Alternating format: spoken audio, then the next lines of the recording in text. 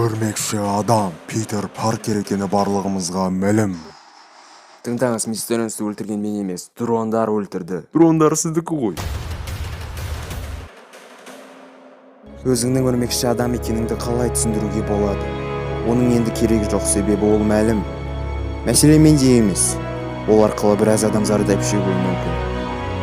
Енді оны қалай түзсем болады екен деп ойланып отыр. Сәлем, Питер.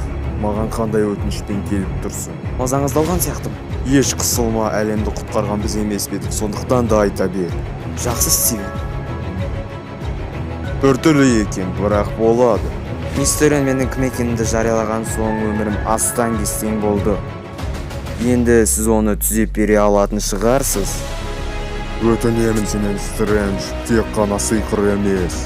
Ол өте қауіпті. Жарайды. Қолданбай.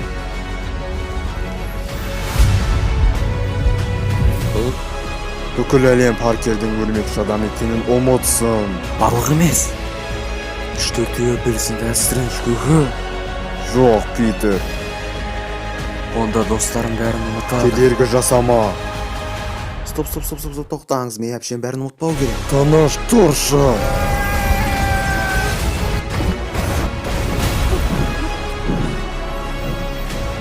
Не болды?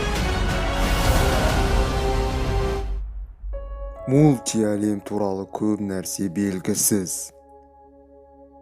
Біз уақыт пен кеңістіктің тұрақтылық ережелерін бұздық. Сенің екі өмірді бірдей сүру арманың онымен тікелей байланысты. Бұл жалғасқан сайын қауіптірек.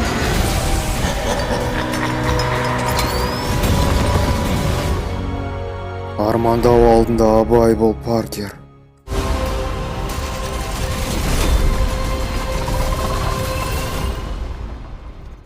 Сәлем, Питер. I got that adrenaline momentum, not knowing when I'm never gonna slow up and I'm ready to stand any momentum.